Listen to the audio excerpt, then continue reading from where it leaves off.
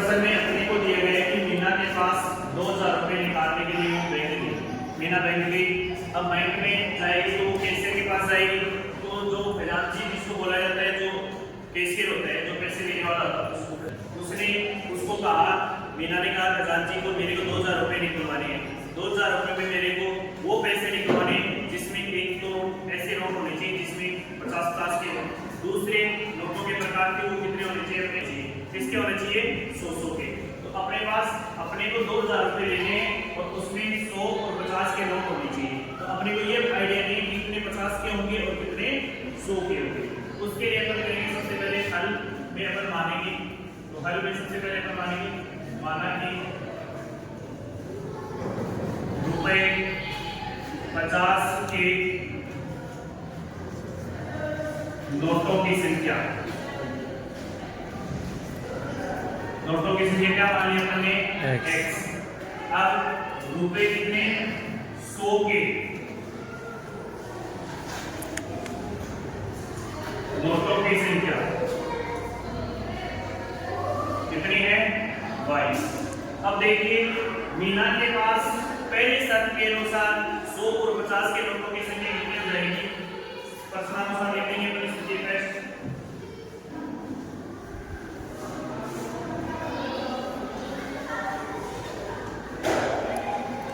प्रश्नानुसार स्थिति टेस्ट के अनुसार कितने रुपए, 2000 रुपए टोटल, x कितना, 50 रुपए के कितने नोट हो जाएंगे, 50x, दूसरे कितने हो जाएंगे, 100 रुपए के, y टोटल कितना हो गया, 2000।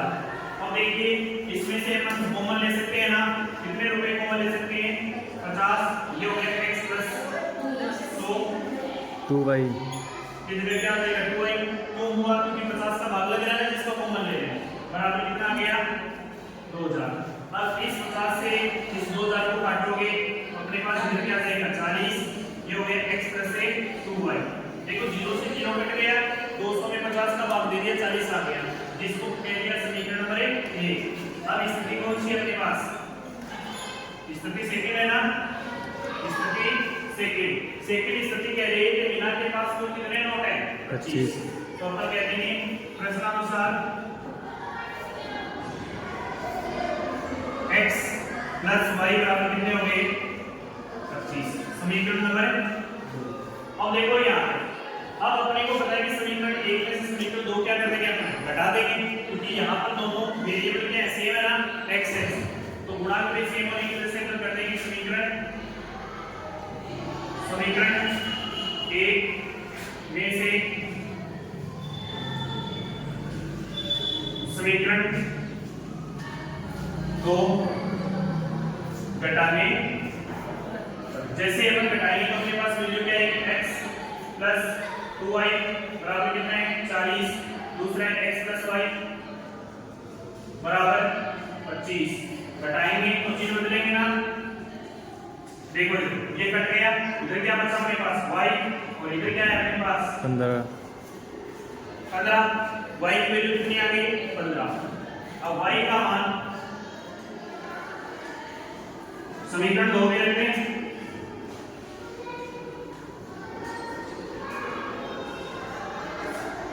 रखने पर समीकरण 2 ये है ना, x प्लस y बराबर 25, यहां से क्या जाएगा, x प्लस 15 बराबर कितना है, 25, x बराबर कितना आ गया, 25 माइनस 15, x बराबर आ गया अपने पास 10, यानी x है वो 10 है और y है वो कितना है अपना 15। अब ये बताइए कि 50 रुपए के नोटों की संख्या कितनी हो गई अपने पास, 10, कितनी हो गई, 10। अब अपन जो अंत में लिखेंगे तो वो लिखेंगे अतः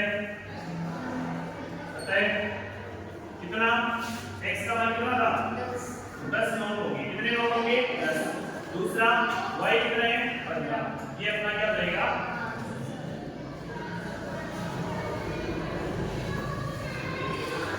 इसे नोट कीजिए। नंबर 3.3 है जिसका क्वेश्चन नंबर अपने पास है लास्ट, जिसमें अपने को दिया गया है कि किराए पर पुस्तक देने वाले किसी पुस्तकालय यानी कोई पुस्तकालय है जो अपनी पुस्तकों को किराए पे दे रहा है। अब किराए पे दे रहा है तो जो प्रथम 3 दिनों तक का नियत जो मान है यानी किराया है वो अपने पास यहाँ पर कुछ दिया हुआ है, नहीं दिया हुआ, तो उसको अपन x मान लेंगे। क्या मान लेंगे? x। अब उसके बाद प्रत्येक अतिरिक्त दिन का अलग किराया है। कहने का मतलब आपको फिक्स कह दिया कि 3 दिन तक आप किसी वस्तु को रखते हो तो आपको 2 रुपए देने होंगे। कितने रुपए देने होंगे?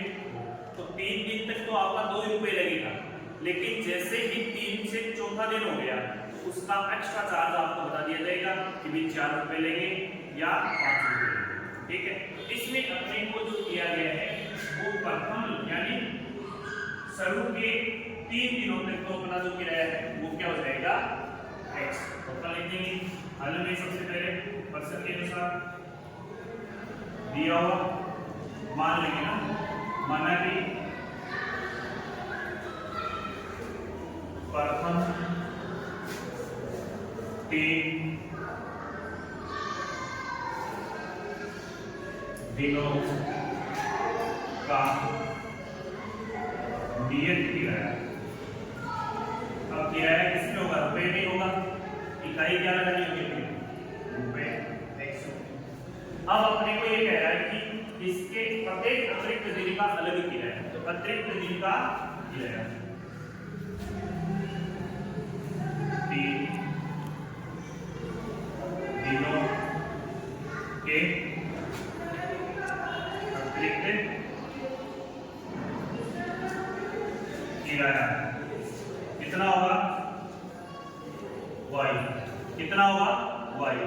अब देखो 3 दिन का अतिरिक्त किराया कितना हो जाएगा? y। अब देखो यहाँ ध्यान से कि इन्होंने जो समीकरण बनानी है अपने को प्रश्नानुसार, तो वो शर्त के अनुसार देखो, स्थिति प्रश्न है ना,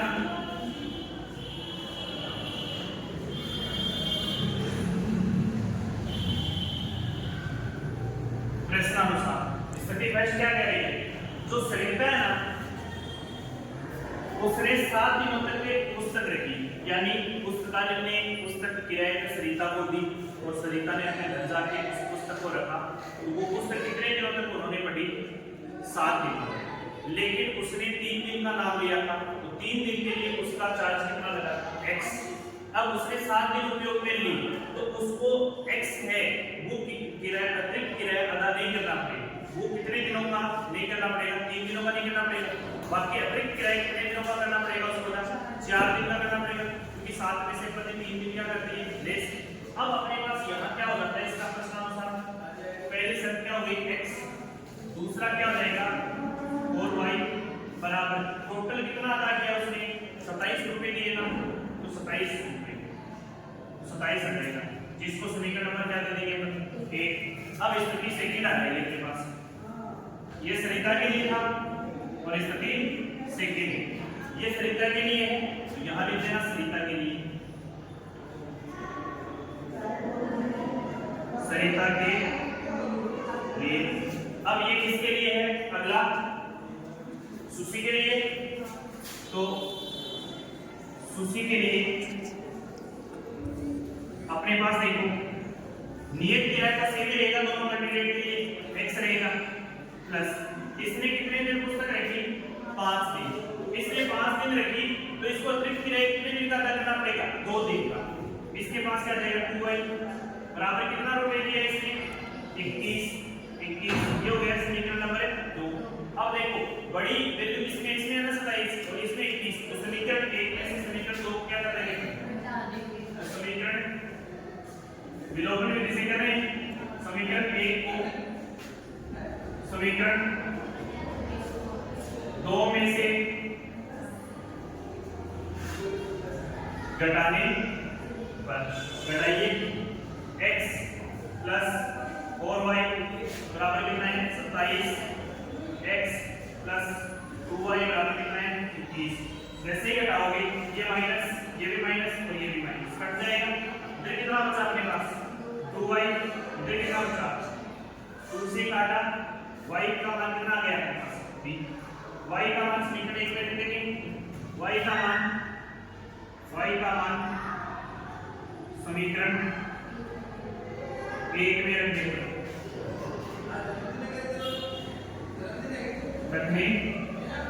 रखो 1 तो समीकरण में ये नाम था, एक में रखोगे x प्लस 4 गुणा b बराबर 27, x प्लस 12 बराबर 27।